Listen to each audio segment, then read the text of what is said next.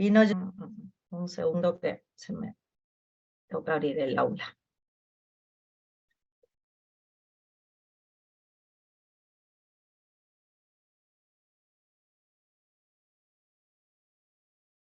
Un segundo que abro el aula y ya. ¿Está?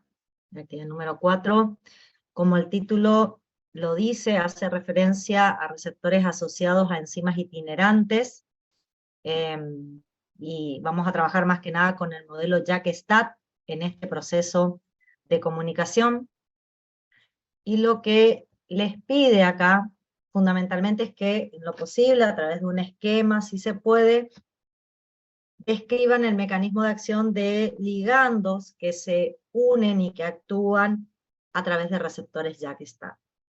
¿Alguno de ustedes quiere compartir lo que encontró sobre estos receptores JAK-STAT para que podamos ir de alguna manera revisando esa información? ¿Alguien me puede ayudar un poco con esto?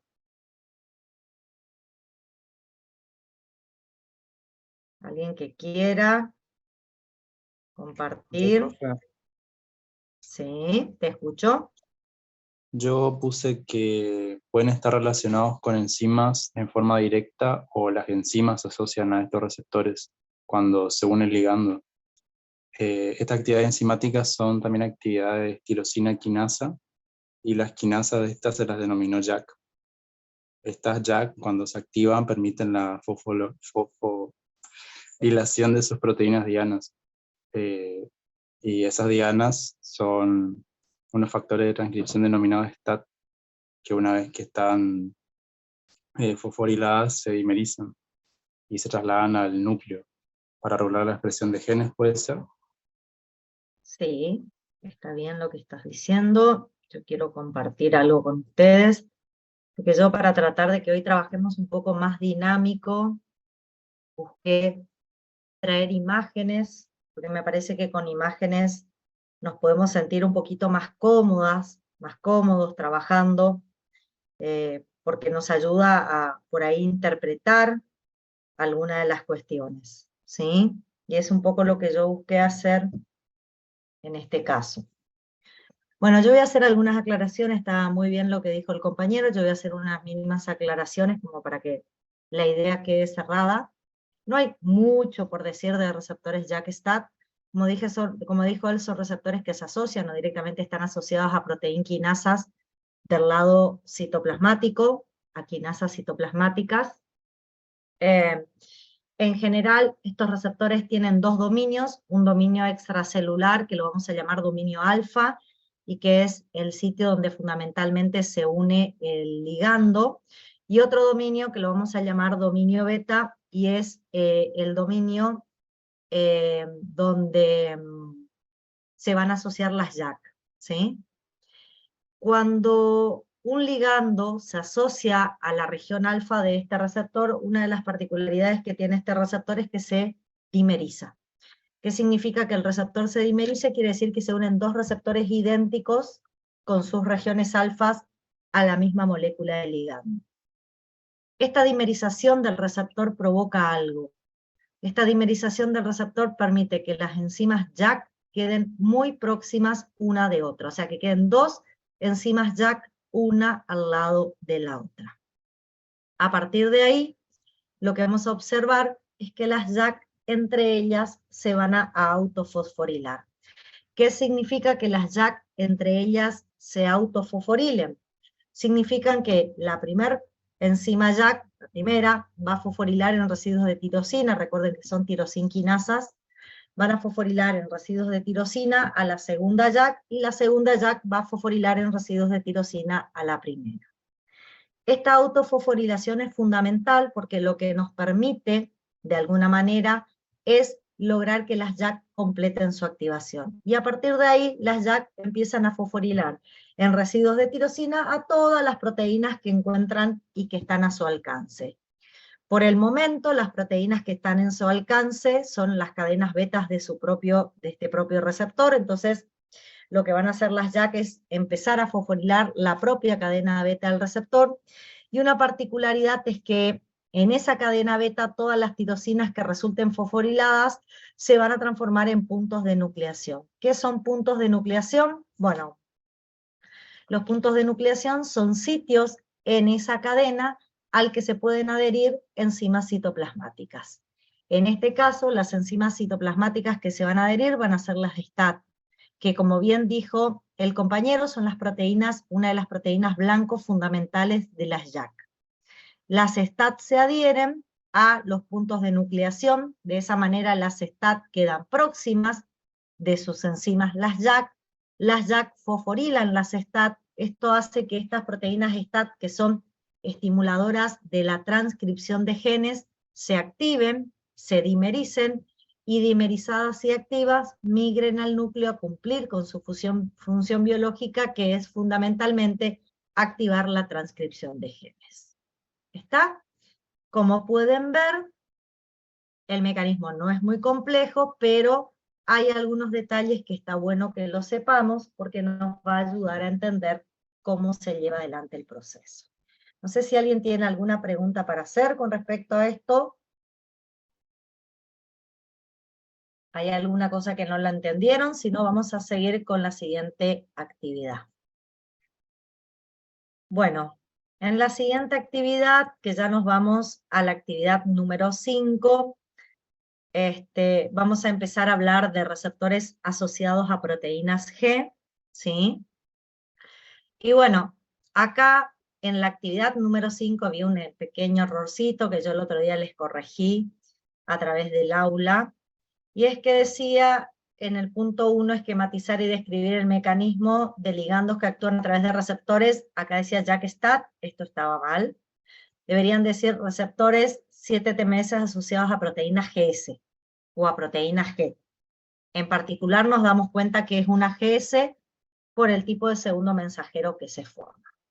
Entonces les aparecía esta imagen y la idea sería, a ver quién se anima y me da una mano, y me empieza a contar qué significa cada uno de los numeritos que aparecen en esta imagen. ¿Quién me puede contar qué significan esos numeritos? ¿Qué es el 1? ¿Qué pasa en el 2, 3, 4, etcétera? No es tan difícil, chicos. Vamos, anímense. ¿Alguien quiere compartir lo que escribió, lo que hizo en base a esto?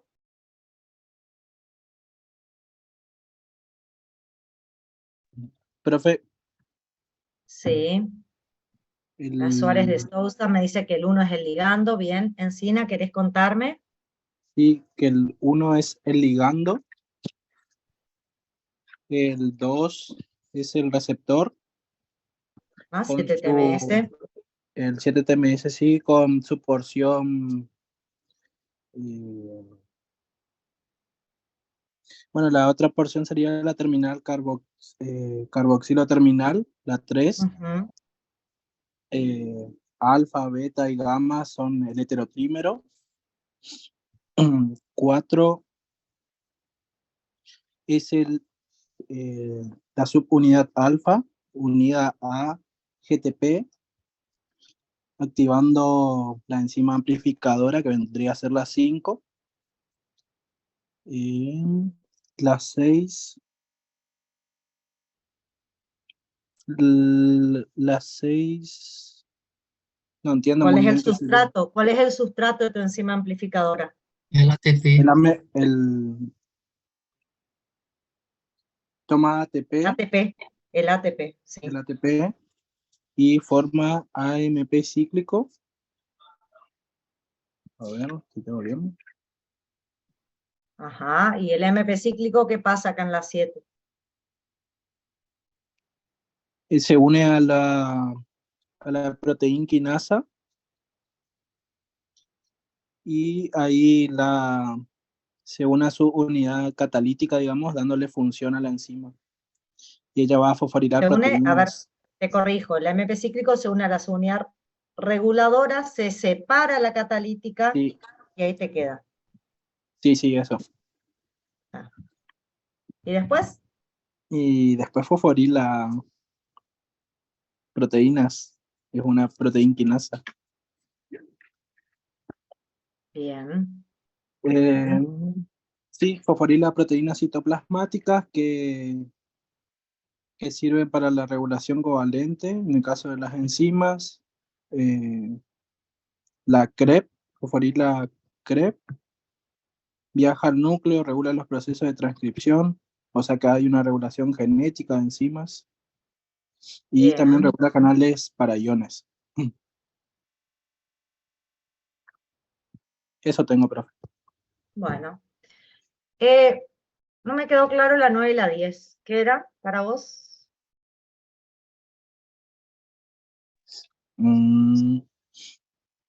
¿Alguien puede ayudarle acá al compañero que es 9 y 10 y el 11?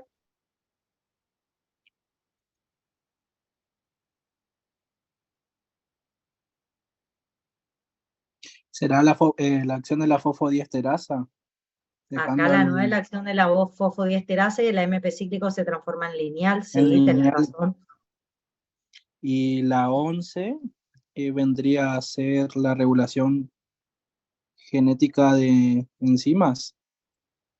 Exactamente, a través de la CREP, que después Sí. ya ahora vamos a conversar sobre eso, ¿sí?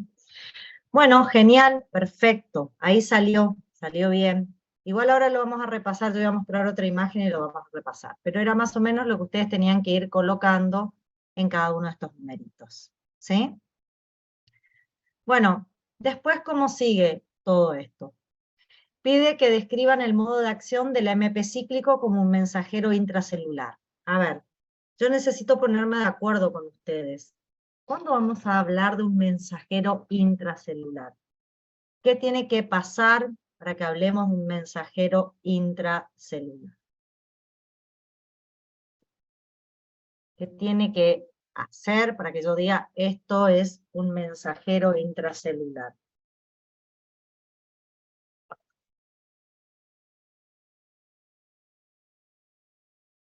¿Cómo, profe? ¿Puede repetir? Sí. ¿Qué tiene que hacer el AMP cíclico para que yo lo considere un mensajero intracelular?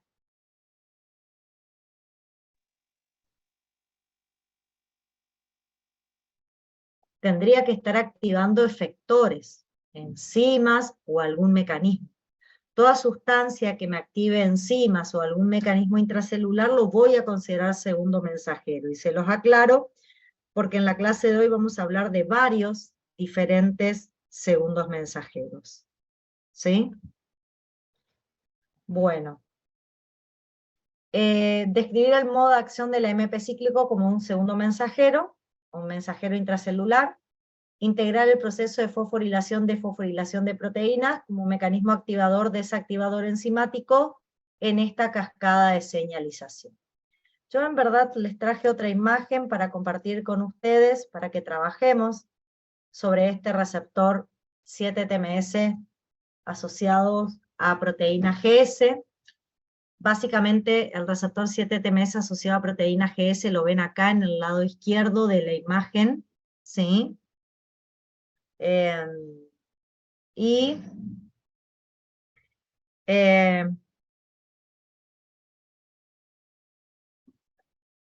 la idea sería, esto es el receptor 7-TMS, llega una señal, el receptor 7-TMS sufre un cambio conformacional, ese cambio conformacional es sensado por la subunidad alfa S. La subunidad alfa S, al sensar la llegada del ligando, pierde afinidad por el GDP y en ese sitio incorpora un GTP. Con el GTP unido, la subunidad alfa se separa de beta y gamma, y en este caso viene y me activa a la enzima amplificadora. Luego de activar a la enzima amplificadora, esta toma como sustrato ATPs y me genera AMP cíclicos. Los AMP cíclicos se van a combinar con la proteína quinasa A, que inicialmente va a estar inactiva, porque va a tener sus porciones reguladoras asociadas a las catalíticas, como vimos anteriormente. El AMP cíclico se va a unir específicamente a las unidades catalíticas, dejando las porciones reguladoras de la proteína quinasa A libres y con actividad biológica. ¿Qué hace una proteína quinasa A activa? Fosforila proteína. En este caso, si la proteína que estoy fosforilando es una enzima, ¿qué mecanismo de regulación enzimática me estaría favoreciendo la pKa al fosforilar una enzima que se termina regulando por fosforilación? ¿Qué opinan? Acá me dicen que la enzima se regula covalentemente, Martínez Carlos. Bien, tienen razón, ¿sí?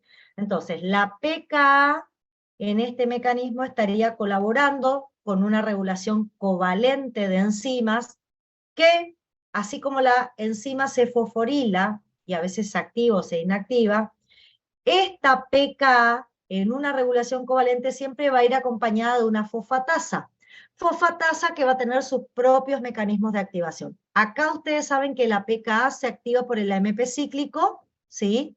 Exclusivamente se activa por el AMP cíclico, y esta fosfatasa que va a colaborar y va a acompañar a la pKa en la activación e inactivación covalente de enzima va a tener su propio mecanismo de activación. Pero como pueden ver, acá podemos ubicar a una pKa estimulada por este receptor 7-TMS asociado a GS dentro de un proceso de regulación covalente de enzima. Por un lado la pKa me va a fosforilar la enzima y por otro lado alguna fosfatasa me la va a desfosforilar. Y así yo hago que la enzima cambie de estar activado a inactivado o viceversa. ¿Sí? ¿Se entendió cómo relaciono el AMP cíclico, la proteína quinasa A estimulada por el AMP cíclico con un proceso de regulación covalente de enzimas? ¿Sí?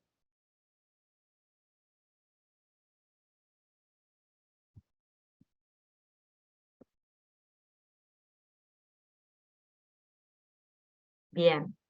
Vamos a ver qué otra cosa nos proponía la tarea. Bueno, otro de los puntos que nos propone la tarea es integrar el ítem 11, que en algún momento el compañero habló como la regulación genética de enzimas, o la regulación de la transcripción de genes que aparece asociado a este mecanismo que describimos. Bueno, ¿cómo hablamos de ese ítem? ¿Cómo lo relacionamos con el AMP cíclico? ¿Y con qué proceso de regulación enzimática se va a asociar? Yo lo único que quiero que vean, y eso lo traje también en estas imágenes, lo único que quiero que vean acá es lo siguiente. Esta proteína que ustedes observan en la parte superior, cuya sigla es CREP, es una proteína que normalmente la podemos encontrar en el citoplasma de diferentes células y normalmente la encontramos desfosforilada e inactiva. Cuando esa proteína CREP por una proteína quinasa A se fosforila, y ustedes van a decir, ¿y quién activó la proteína quinasa A? El AMP cíclico activó a la proteína quinasa A, ¿sí? El AMP cíclico activó a la proteína quinasa A. Cuando la CREP se fosforila y se activa, va a migrar a la región promotora de un gen, y acá va a regular la transcripción de genes, que pueden ser genes para la síntesis de enzimas. Entonces, este AMP cíclico que me activa la pKa, que me activa la CREP, ¿qué mecanismo de regulación enzimático estaría favoreciendo a través de la CREP? ¿Alguien me puede contar? Dije que la CREP lo que va a hacer cuando se active es favorecer la transcripción o no de genes de enzimas, y así regula enzimas. ¿A qué mecanismo de regulación enzimática pertenece eso? Regulación génica. Exactamente, regulación génica. Entonces, como pueden ver, acá, chicos, empieza a aparecer la amplificación de la señal. Viene un ligando, por un lado regulo covalentemente enzima, por otro lado regulo genéticamente otras enzimas, o sea, estoy empezando a amplificar la señal del ligando. Característica que tienen los receptores que consideramos metabolotrópicos. ¿Está? Bueno, ¿qué otra pregunta tenemos ahí para contestar?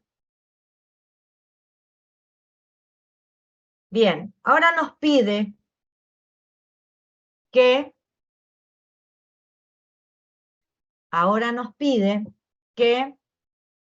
en ese esquema que yo les mostré, identifiquen qué mecanismos van a producir una desactivación de todo este proceso. ¿Cómo yo hago para que este proceso que se activó vuelva hacia atrás y vuelva a un estado basal? ¿Qué elementos tenemos para eso? Las arrestinas, profe. Perdón, las... Arrestinas. A ver, ¿qué harían las arrestinas? De una forma como que secuestran el receptor para desactivar el proceso, ¿puede ser? Sí, pero hay algo mucho más fácil que en el caso de las arrestinas acá. No hace falta que haya inhibidor, acá me dicen inhibidores, no. ¿Cómo hago para que todo esto vuelva atrás? ¿Cómo hago para que la proteína quinasa A se deje de activar? A través No, de la tampoco. fosfodiesterasa. Bien. A través de la GI no, porque estoy activando otro mecanismo. Este mecanismo, él solito, ¿cómo se inactiva? ¿Sí? Acá me dicen que el AMP cíclico por la fosfodiesterasa se transforma en lineal y la pKa se deja de activar. Primer punto. ¿Qué más puede pasar acá? ¿Qué puede pasar para que yo deje de formar AMP cíclico? ¿Cómo voy a dejar de formar AMP cíclico? Esta subunidad La alfa... subunidad alfa ponga en juego. ¿Quién habla? ¿Hablo yo? Sí, habla. Que Algo la que... subunidad alfa ponga en juego la GTPasa y así vuelva a unir GDP a su subunidad y vuelva a tener afinidad con el heterotrímero. Exactamente. Después de estimular a la adenina ciclasa, inmediatamente la subunidad alfa pone en juego su actividad GTPasa, y con esa actividad GTPasa lo que vamos a hacer es que vamos a buscar que vuelvan al heterotrímero, ¿sí? Que vuelvan al heterotrímero, y a partir de ahí dejo de estimular la adenina ciclasa. Y lo otro es que directamente recuerden que la señal externa estimuladora es una señal reversible, chicos. Se une, genera cambios conformacionales en el receptor y sale. No sigue otra vez produciendo cambios en el receptor. Es un proceso reversible, por lo tanto, también tiene una vida media limitada. ¿Está? Todo eso hace que vuelva el mecanismo hacia atrás. Bueno, el punto siguiente nos pide, y para eso voy a volver a compartir la misma imagen que estoy compartiendo con ustedes, nos pide ver los efectos celulares a nivel de la cascada de señalización cuando lo que activo es una proteína G. Yo en el mismo mecanismo les puse a la derecha, en el mismo mecanismo le puse la acción de la GI. ¿Qué pasa cuando activo GI? ¿Cuál es la respuesta que yo espero? Una inhibición de la enzima amplificadora. ¿Por qué? ¿Cómo hacemos la inhibición? A ver, contame qué pasa. Llega el ligando, se une al receptor. La subunidad alfa I toma el GTP, lo cambia por el GDP, digamos, y se va hasta la adenilciclasa y la inhibe. Entonces Exacto. disminuyen los niveles de AMP cíclico y la pKa no se activa. Sigue en forma de tetrámero, digamos. No hay fosforilación de proteínas como respuesta biológica. Exactamente, no vamos a tener segundos mensajeros, no se va a activar la proteína quinasa A, gracias Carlos por el aporte, y no va a haber fosforilación de proteínas. Gracias Antonio por el aporte. Entonces, ese es el mecanismo de la GI, que también es reversible porque esta unidad alfa pone en juego inmediatamente su actividad GTPasa, recupera el GDP y vuelve otra vez al heterómero.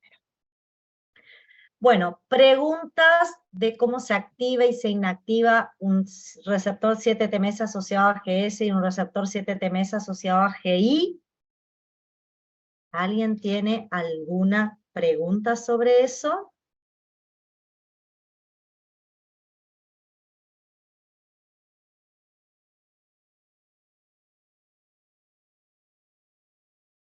¿Ninguna?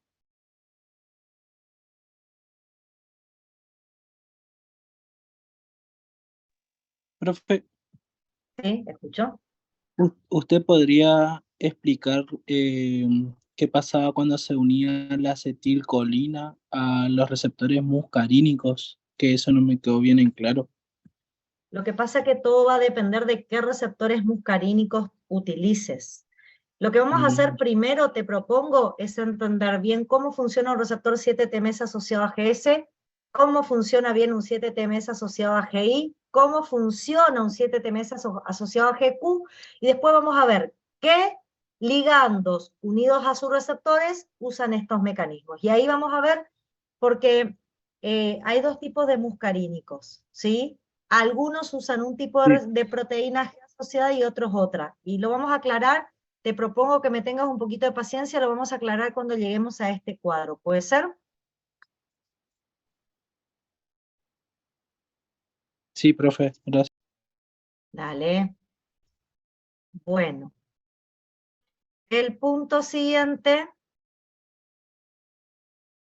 es, bueno, acá pide moléculas que señalizan a través de vías asociadas por MP cíclico, por GS y GI. Creo que lo dejamos también para completar en el cuadro de abajo, donde vamos a ver qué moléculas tienen receptores asociados a GS y qué moléculas o ligandos o mensajeros tienen receptores 7-TMS asociados a GI. Vemos los ejemplos de abajo y con eso ya estaríamos completando este punto E, ¿sí? Les propongo ir al punto 2, donde vamos a hablar de la presencia en algunas membranas celulares de la fosfolipasa C-beta. Esta fosfolipasa C-beta, como bien dice ahí, es una enzima amplificadora que también está asociada a receptores 7-TMS asociados a proteína G, o sea que también se va a relacionar con proteína G, y cuando normalmente se activa, la particularidad que tiene es que se genera una cascada de fosfoinositones. El primer punto, el punto A, el primer punto A pide que veamos cuál es la proteína G asociada, qué sustratos utiliza esta enzima cuando se activa y cuáles son los productos de la activación de esta enzima. ¿Sí? Bueno.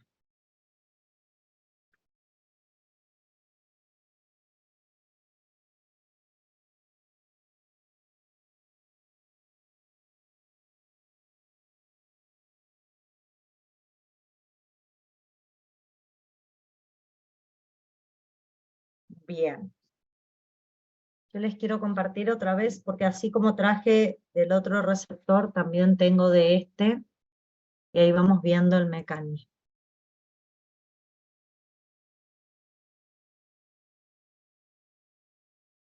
Acá tienen. Acá tienen la fosfolipasa C, chicos. ¿Qué proteína G se relaciona con la fosfolipasa C como enzima amplificadora? ¿Quién me puede contestar esto? GQ. GQ, profe. Muy bien, perfecto. Cuando llega una molécula señal o un ligando, el receptor 7-TMS asociado a la proteína GQ, el receptor sufre un cambio conformacional, ese cambio conformacional es sensado por la unidad alfa Q, que desprende el GDP e incorpora el GTP, y alfa Q con el GTP unido viene y me activa a la fosfolipasa seda. ¿Sí? Bien. ¿Qué sustrato usa la fosfolipasa como enzima y qué producto genera?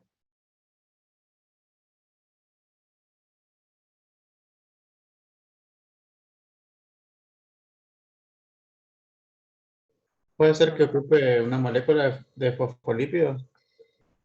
Usa un fosfolípido, que es el fosfoinositol difosfato, ¿sí? ¿Y qué genera como producto? El diaglicerol, el Diacilglicérido y inositol inositol trifosfato. trifosfato. Y el inositol trifosfato. Diacilglicérido y el inositol trifosfato. Estos productos que se generan por la hidrólisis del fosfoinositol difosfato por acción de la fosfolipasa C, se van a considerar segundos mensajeros porque van a desencadenar respuestas biológicas como por ejemplo apertura de canales o activación de enzimas. En el caso del DAC, lo que vamos a ver, está bien Barbosa Urquer, no hay problema. Lo que vamos a ver es que el DAC, debido a que tiene características liposolubles, queda como asociado a la bicapa lipídica, y el IP3, que es más hidrosoluble, se internaliza y va a interactuar con un receptor ionotrópico intracelular. Bueno, el IP3 es más soluble, sí, es hidrosoluble, lo diría yo. Es más soluble que el DAC y por eso se puede movilizar en el citoplasma donde hay mucha agua. Bien. Las preguntas que vienen ahora son las siguientes. Primero, ahí vamos a hacer un combo con las B, C y D.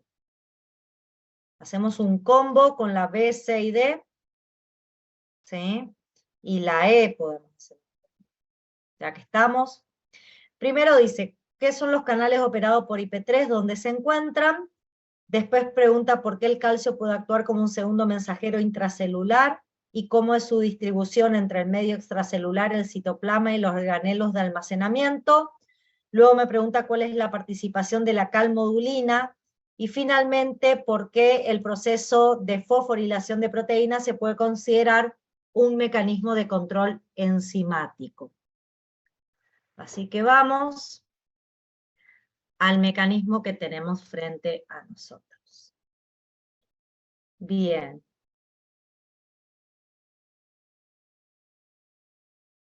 Ay, perdón. Me voy acá. Acá. ¿Qué es este canal regulado por ligando, canal para IP3? ¿Dónde está? ¿Para qué nos sirve? ¿Qué función tiene? ¿Quién me puede contar un poquito sobre eso? Profe, Sí. bueno, al internalizarse en el citoplasma, ese IP3 va a encontrarse con receptores específicos en el retículo endoplásmico que se van a unir con mucha afinidad, y la acción consecuente de esa unión va a ser la apertura de canales para calcio. Entonces, al abrir los canales para calcio, ¿sí?, el calcio va a empezar a emerger del interior del retículo, va a inundar el citoplasma de la célula. Eso va a producir que se asocie a una proteína llamada calmodulina. Es una proteína citoplasmática que cuando el calcio se une, ¿sí?, se forma un complejo calcio-calmodulina que provoca la activación de diferentes quinasas, entre ellas las proteinquinasas dependientes de calcio-calmodulina. ¿Puede ser hasta ahí, profe? Excelente, perfecto. Una de las cosas que tienen, chicos, que preguntarse es, ¿por qué el calcio sale e inunda el citoplasma cuando el canal se abre? Recuerden que calcio normalmente en el citoplasma está en poca concentración. Sin embargo, dentro del retículo endoplásmico liso hay en grandes concentraciones. Entonces, cuando el canal se abre, el transporte se hace a favor de gradiente y eso determina el transporte de calcio hacia el citoplasma. Bien, como él dijo, se activan quinasas. Esas quinasas me van a fosforilar proteínas, ¿sí? Diferentes proteínas. Algunas de las proteínas que va a fosforilar pueden ser enzimas, por lo tanto, de nuevo, estas quinasas dependientes de calcio-calmodulina, al fosforilarme proteínas que son enzimas, ¿qué regulación enzimática pueden hacer? Igual que hoy. ¿Regulación de qué tipo? Regulación covalente. Covalente. De nuevo, ahora la regulación covalente de una enzima la estoy haciendo porque la puedo fosforilar, pero por una proteína quinasa dependiente de calcio-calmodulina. ¿Sí? También acá se podría fosforilar proteínas CREP, ¿sí? Es otra posibilidad. O sea que también, a través de estas proteínas quinasas dependientes de calcio-calmodulina, en algún punto yo podría regular la transcripción de genes. ¿Alguno de ustedes se preguntó qué hacía el DAC? Porque la verdad es que en ningún momento hicimos referencia al DAC hasta ahora. ¿Alguien me puede contar qué función tiene el DAC en todo esto? Sí, profe. Se une al calcio y van a activar la proteína quinasa C que van a fosforilar proteínas citoplasmáticas. Y esa es la función. Bien. Fíjense, el DAC se une al calcio, esto activa la proteína quinasa C, que está más cercana a la membrana, a diferencia de las otras quinasas, y estas, al igual que las quinasas dependientes de calcio-calmodulina, van a fosforilar proteínas dentro de la célula. Inclusive acá podríamos decir que me pueden fosforilar proteínas de membrana, y esto podría de alguna manera regular algún canal iónico si quisiera, ¿está? Pero en general fosforila proteínas solubles y las activa o generan una respuesta biológica. Acá de nuevo la respuesta biológica es, se activan quinasas y fosforilamos proteínas. Igual que hoy, ¿sí? Cuando era GS, activamos proteína quinasa, fosforilamos proteína. Acá activamos dos tipos de quinasas diferentes, proteína quinasa dependiente de calcio-calmodulina y proteína quinasa C, y de nuevo fosforilamos proteínas. En GI no activábamos quinasas y no se fosforilaban proteínas. Entonces, estas cuestiones, chicos, les tiene que ir quedando para entender cuáles son los mecanismos generales de cada sistema. Preguntas hasta acá, chicos, si por ahí necesitan interrumpir, quieren que se vuelva a explicar algo porque no lo entendieron, no lo comprendieron, me lo dicen y lo volvemos hacia atrás. El punto siguiente es describir los mecanismos que llevan la vía de señalización de los fosfoinositidicos de un estado activo a una situación basal. O sea, volvemos a nuestra imagen y volvemos a nuestra imagen y ¿cómo desactivo todo esto? ¿Qué elementos para desactivar este proceso tenemos? Escucho. Acá me dice Carlos Martínez inositol fosfatasa. Bien. Fíjense acá, en la parte inferior del lado izquierdo hay una inositol fosfatasa que lo que va a hacer es tomar mi IP3, le va a sacar un grupo fosfato, ¿sí? Le va a sacar un grupo fosfato y me lo va a desfosforilar. El IP2 no tiene actividad biológica, ¿sí? El IP2 no tiene actividad biológica. Entonces, estos canales se cierran. Pero no es lo único que puedo hacer. ¿Qué más puedo hacer?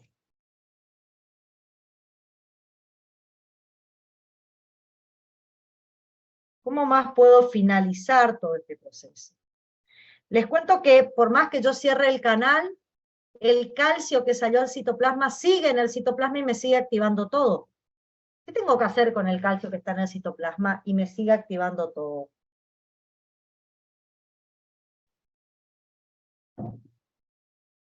¿Les parece que lo volvamos a guardar? ¿Y qué tengo que hacer para guardar calcio otra vez en el retículo endoplásmico? Tendría que activar una bomba de calcio. ¿Por qué una bomba con gasto de ATP? Porque tendría que bombear calcio desde una baja concentración citoplasmática hacia el sitio de almacenamiento, que es el retículo endoplásmico. Así que ahí activaría una bomba y volvería a meter otra vez el calcio adentro. Es más, también lo puedo sacar al líquido extracelular, lo puedo sacar afuera, pero tengo que sacar el calcio, porque mientras el calcio se quede en el citoplasma, todo esto sigue activo. ¿Qué más puedo hacer?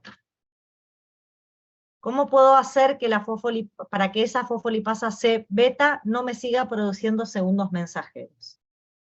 ¿Qué tenía que pasar para que no siga? Alpha Q va a tener que poner en juego su actividad GTPase de vuelta.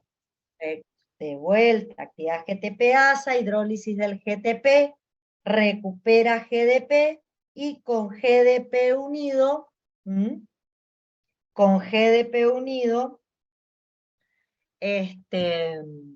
vamos a volver al etenotrímero. Genial, fantástico. ¿Algo más? La señal se tiene que separar del ligando, es una relación reversible, así que en general se asocia y se separan sin problema. ¿Se entendieron los mecanismos que tengo que poner en juego para que todo esto vuelva a su normalidad? ¿Alguien no entendió eso? ¿Se entendió? Sí, ¿escuchó? ¿Cómo se activa la bomba que vuelva a meter el calcio al retículo endoplásmico? Hay generalmente hay mecanismos internos que te van a activar la bomba, ¿sí? Sí. No importa cuáles, no nos compliquemos más aún. Bueno, Tengo que activar una bomba y tengo que bombear y volver a guardar el calcio, tengo que lograr que el calcio intracelular desaparezca, ¿sí? Dale, profe, gracias. Si no, nos vamos a seguir poniendo más cosas. Pero tiene todo un mecanismo. Después en fisio van a aprender cómo se activan las bombas de calcio. Yo no me quiero meter porque lo van a ver en fisiología.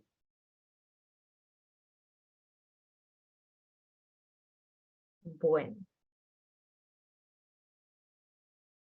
Después acá pide que mencione ejemplos de moléculas que señalizan a través de esta vía. Como les dije, lo dejo para el grafiquito que está abajo, y ahí vamos a ver qué ligandos, a través de qué receptores activan fosfolipasa C beta a través de GQ. ¿Sí? Lo vamos a ver abajo. Bueno, vamos un ratito al punto 3. ¿Qué nos dice el punto 3? El punto 3 le pedía que investiguen sobre la actividad de los receptores purinérgicos. En particular, la actividad de los P2X, P2I1, P2I12, y sus cascadas de señalización y su relación con la agregación plaquetaria. ¿Quién me puede contar sobre estos receptores purinérgicos? ¿Qué función tienen? ¿Cómo se activan en general estos receptores? ¿Qué ligandos utilizan? ¿Por qué se llaman purinérgicos? ¿Alguien me puede contar sobre eso?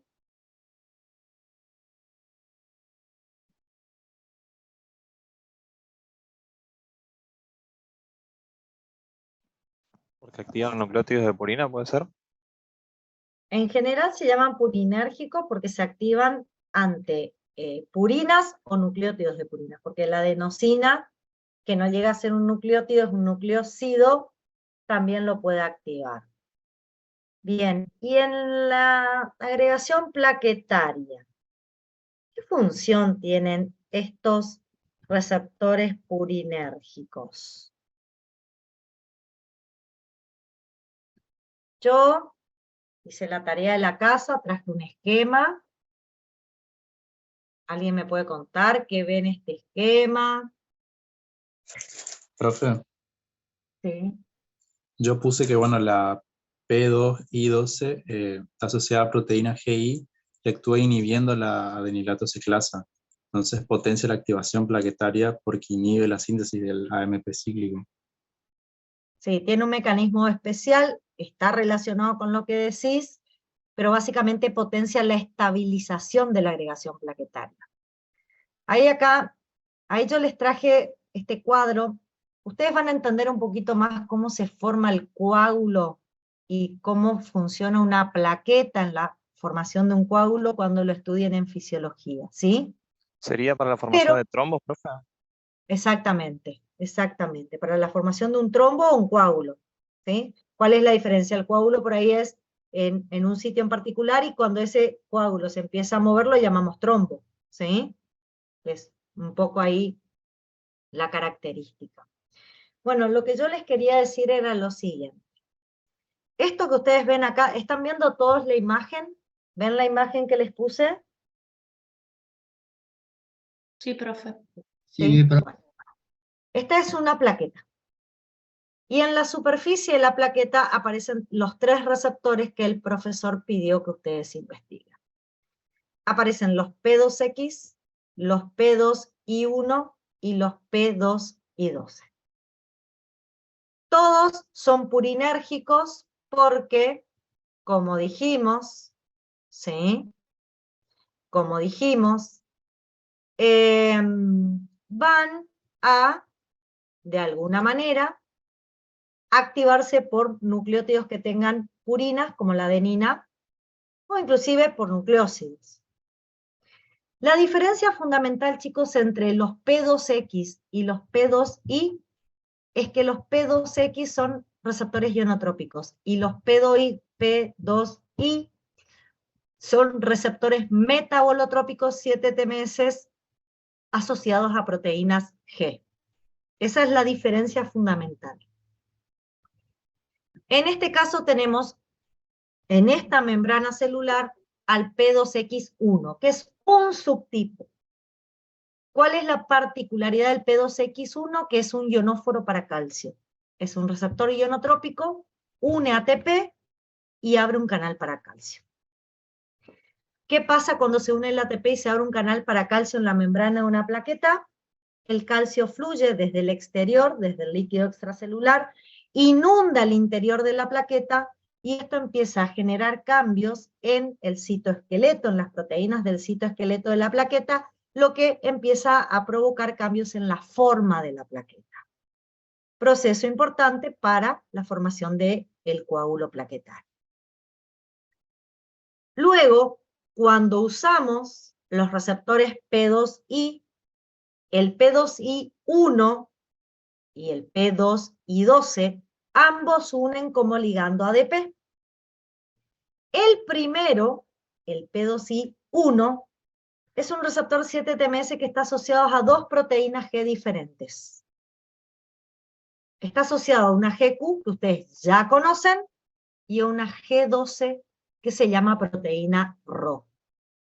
¿Qué pasa cuando el ADP se une? Las 2 proteínas G se activan. La GQ y la G12. La G12 lo que hace es también favorecer el cambio en la forma de la plaqueta, favoreciendo aún más el efecto que habíamos iniciado por el ingreso de calcio extracelular. El GQ, por su parte, va a provocar la activación de una fosfolipasa C-beta. Esto va a provocar el aumento de IP3 y DAC en el citoplasma de la plaqueta. El IP3 se va a asociar a los canales, a los receptores ionotrópicos en la membrana del retículo endoplásmico, y va a provocar la salida ahora de calcio desde adentro del retículo endoplásmico de la plaqueta. Esa salida de calcio va a empezar a activar un receptor que tiene la plaqueta, que es el receptor para la glucoproteína 2B3A, receptor importante en la agregación plaquetaria. Comenzamos con esto, la agregación plaquetaria. Por su parte, el DAC va a activar la proteinquinasa C, y esta proteinquinasa C me va a fosforilar una proteína. ¿Qué proteína me va a fosforilar la PKC? Una quinasa de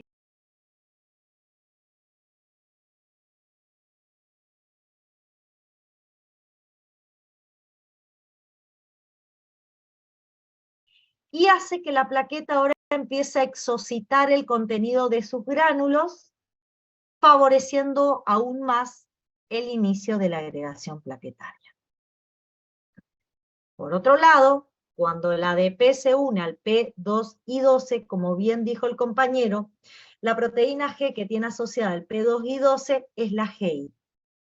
Se va a desprender alfa I, me va a inhibir adenilciclasa, y eso va a provocar que no se forme MP cíclico y no se active proteinquinasa A.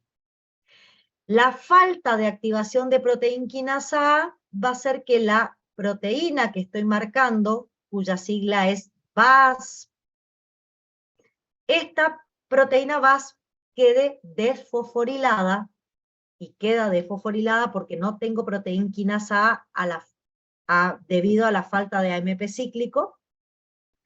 Esta proteína VAS, cuando está desfosforilada, está activa, y también empieza a activar receptores para la glucoproteína 2B3A, que ahora me empiezan a estabilizar la agregación plaquetaria. Por otra parte, las unidades beta y gamma que conforman la proteína GI también tienen actividad biológica en esta situación. Lo que va a hacer beta y gamma es activarme una cascada de enzima, que es la cascada de la PI3 quinasa. Esta cascada de la PI3 quinasa la vamos a estudiar, la semana que viene, cuando hablemos un poquito de receptores con actividad enzimática intrínseca. Una de las cosas que vamos a tener es activación de una PKB-AKT, activación de una proteína G pequeña, citoplasmática, que van a aumentar la activación del receptor para glucoproteína 2B3A, estabilizando aún más la agregación plaquetaria. Empieza a cambiar la forma, se secretan los glánulos, se inicia la agregación y se estabiliza la agregación plaquetaria. Todo esto guiado por receptores urinérgicos. Ahora bien, ¿por qué les traje esta imagen en particular? Porque esta imagen en particular hace referencia a cómo un determinado fármaco, como el clopidogrel, afecta la agregación plaquetaria. Este fármaco ustedes lo tienen que describir en su función, el tercer trabajo práctico que va a iniciar la próxima semana. ¿Qué van a describir? Ustedes la semana que viene en trabajos prácticos van a ver otra vez el caso clínico de su paciente que se había infartado. Acuérdense que en seminario infartamos al paciente y lo diagnosticamos como infarto agudo de miocardio. Y lo que van a hacer en el trabajo práctico es tomar ese paciente infartado, una vez que se recuperó, y medicarlo para evitar que se vuelva a infartar.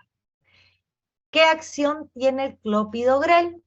El clopidogrel me va a evitar la acción sobre el receptor P2I12.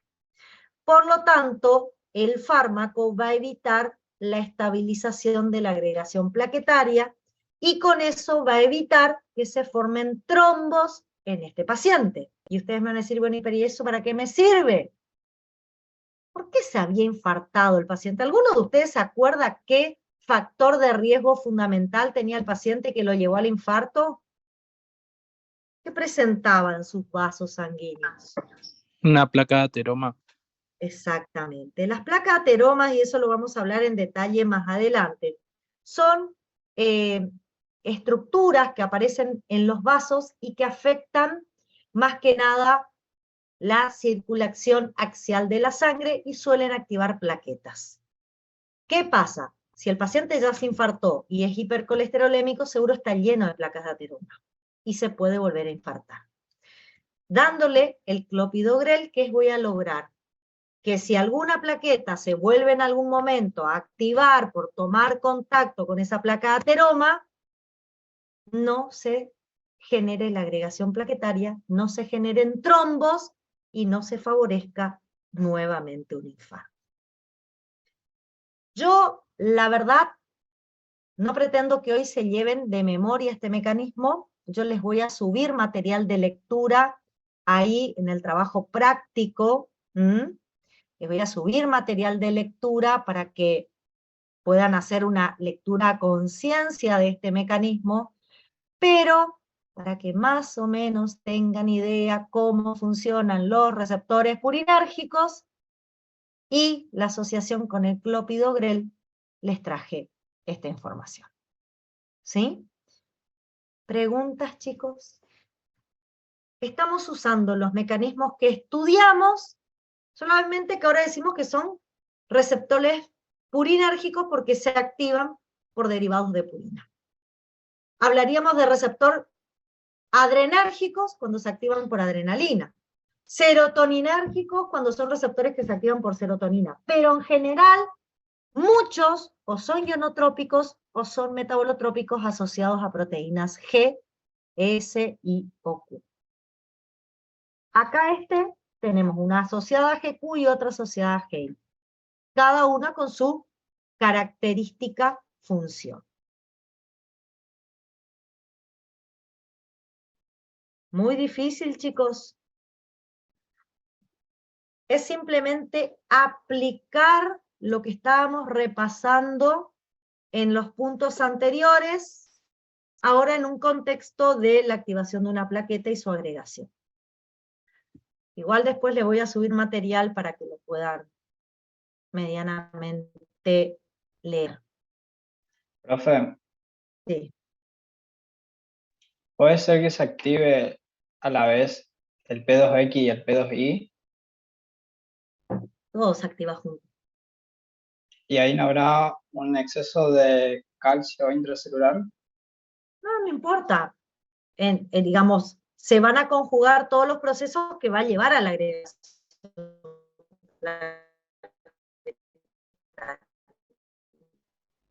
Igual tiene un mecanismo reversible, pero finalizamos con la acción plaquetaria. En fisiología ustedes van a ver eso en detalle, ¿sí? Yo lo que quiero que vean es que funcionan así como los estudiamos, a estos receptores funcionan así, y acá está puesto en una situación fisiológica y como un fármaco, muchas veces hace alterar el funcionamiento, actuando como agonista o antagonista de algunos receptores. Bueno, ahora quiero que hablen ustedes, chicos. Hoy hablé todo, si no, no se puede. Esto está fácil. Acá tienen una serie de receptores con sus correspondientes ligandos, y me van a tener que contar qué proteína G está asociada a esos receptores. Son receptores 7-TMS, todos. ¿Qué proteínas G tienen asociadas? Bueno, casi todos. Ya vamos a ver por qué. ¿Qué proteínas G tienen asociadas? ¿Qué efector? Cuando hablamos de efectores, enzima amplificadora, aunque también puede ser un canal asociado. Y segundo mensajero en el caso de que se active algún segundo mensajero. ¿Mm? Bueno, ¿quién me ayuda con el glucagón? Clase de proteína G para el glucagón. ¿Proteína GS? GS. Efector asociado. La adenilciclasa.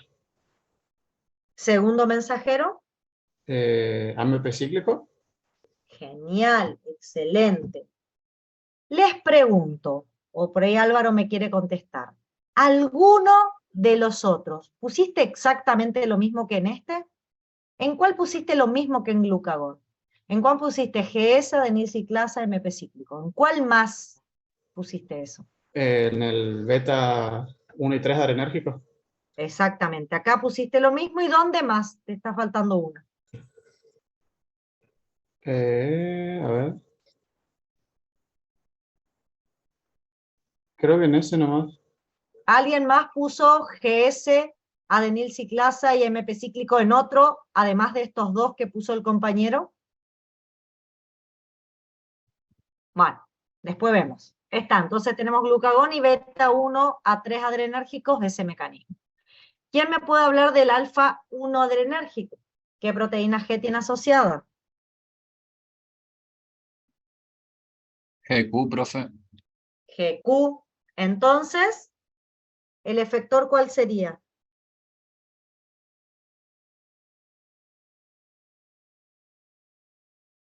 ¿Cómo se llamaba la enzima efectora? Fosfolipasa C. Pada C. Fosfolipasa C beta. No se olviden que era el subtipo beta porque después la próxima clase vamos a hablar de otra fosfolipasa C y no quiero que se confundan. Acá pongan fosfolipasa C beta.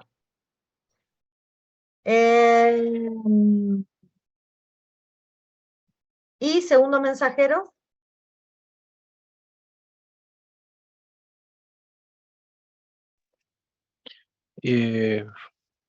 Inositol, trifosfato y acilglicérido. Yo agregaría uno más, que dijimos que también se comportaba como un segundo mensajero ahí. Mm, El ¿Qué se calcio. liberaba? Perdón. Calcio. calcio. Bien, bien, el calcio. También agreguen calcio como segundo mensajero. Recuerden que dijimos que se comportaba como un segundo mensajero. GQ. ¿Dónde más vieron que estaba la GQ, la fosfolipasa C beta y estos segundos mensajeros? ¿En qué otro mecanismo encontraron GQ también?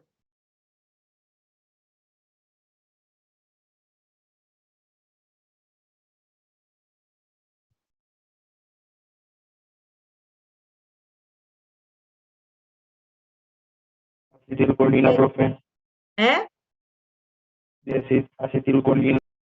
¿Pero cuáles? ¿M1, M3, M5 o M2 y M4? M2 y M4, profe. No. M1, 3 y 5, profe, sería. Acá, M1, 3 y 5 es GQ también, fosfolipasa C beta y los mismos segundos mensajeros. M2 y M4 tiene otra proteína G. Bueno, alfa 2 adrenérgico, ¿qué proteína G tiene? GI, Bien, efector asociado. adenil ciclasa. Bien, sola adenilciclasa, ¿qué más puede tener un alfa 2 adrenérgico?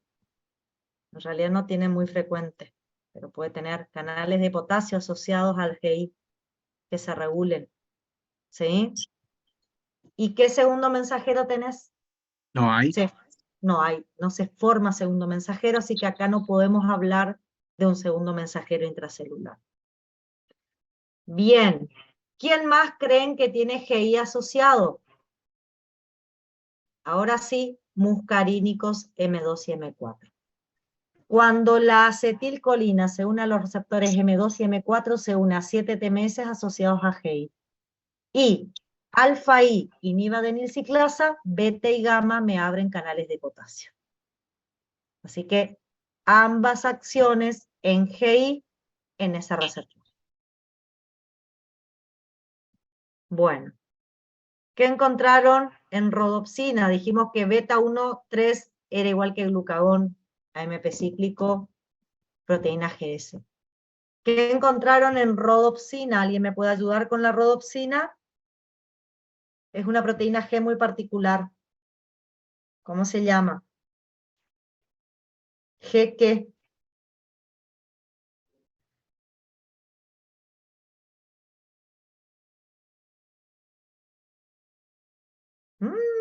Nadie. AGT, profe. GT. GT. Activa la fosfodiesterasa, profe. ¿Perdón? No te escuché bien, Marcel. Activa la fosfodiesterasa, GMP cíclico. Activa una fosfodiesterasa de GMP cíclico, o sea que el efector es una fosfodiesterasa de GMP cíclico. Pregunto, si activo una fosfodiesterasa de GMP cíclico, ¿hay segundo mensajero? No, porque disminuye No. los niveles. Perfecto. Disminuye Disminuyen los GMP niveles. cíclico. Exactamente. Disminuyen los niveles del segundo mensajero porque es hidrolizado. Bien. ¿Qué pusieron en FSH, LH y ACTH? ¿Qué proteína G pusieron ahí?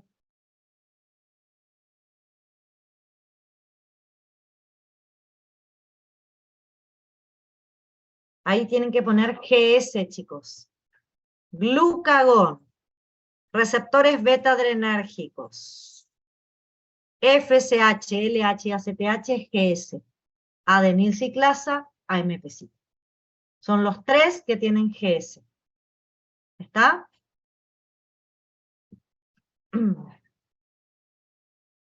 ¿Qué me pueden decir de los canales de potasio rectificadores de entrada? Los KIRK. ¿Qué proteínas G tienen asociada?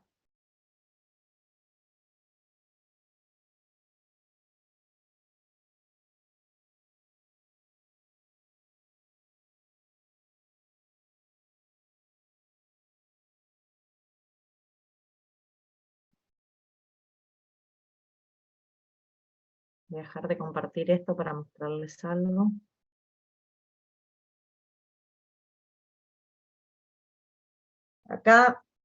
Acá pueden ver un canal HIRC. Miren, es un canal de potasio que va a estar regulado por las porciones beta y gamma de una GI. Así que la proteína G asociada es la GI, y este canal va a modificarse su apertura por beta y gamma de la proteína GI. Y no tenemos segundo mensajero porque acá no se forman segundo mensajeros, sino que lo que importa es la apertura del canal de potasio provocado por beta y gamma. Así que proteína GGI, efector asociado es beta y gamma de la GI, la que termina abriendo el canal, y no tengo segundos mensajeros. Y cada vez se me va apagando más el público. ¿Qué me pueden decir de la somatostatina? ¿Qué encontraron como receptores de la somatostatina? La verdad es que la somatostatina tiene un montón de receptores diferentes, pero ¿alguno asociado a proteína G encontraron?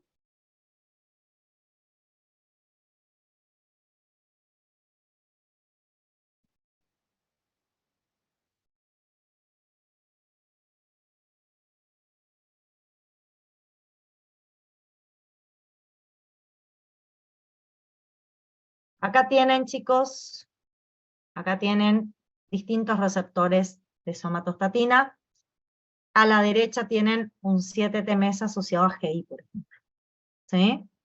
Se une la somatostatina, la unidad alfa I me inhibe la adenilciclasa, beta y gamma me abre canales de potasio. ¿Sí? La inhibición de la adenilciclasa hace que disminuya MP cíclico, la apertura de canales de potasio hiperpolariza la membrana, cierra canales de calcio voltaje dependiente y disminuye el calcio. Pero es GI y adenilciclasa y canales de potasio son efectores asociados y no tengo segundos mensajeros porque dijimos que no se formaban segundos mensajeros. ¿Está? Profe, Sí, escucho. ¿me puede mostrar el de GIRX, algo así? Sí, ya te muestro.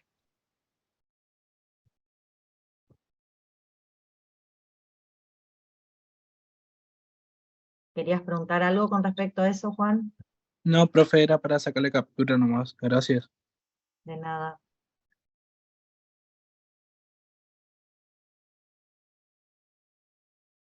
Bueno, chicos, preguntas.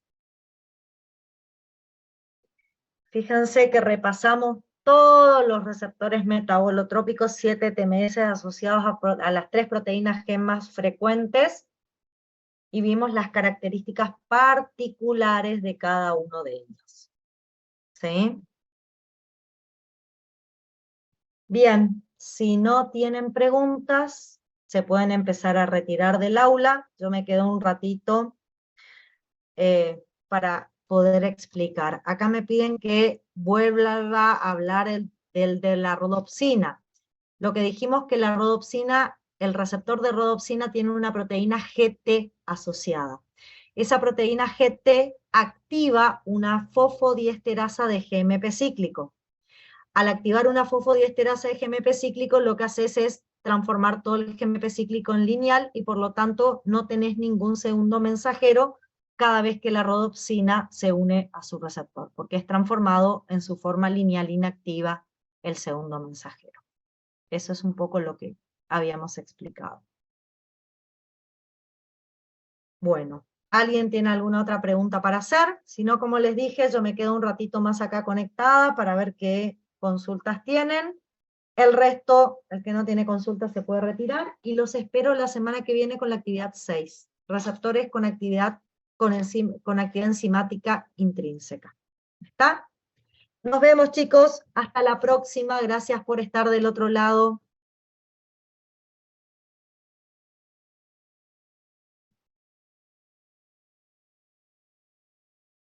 Chao, profe, hasta luego. Chao, hasta luego.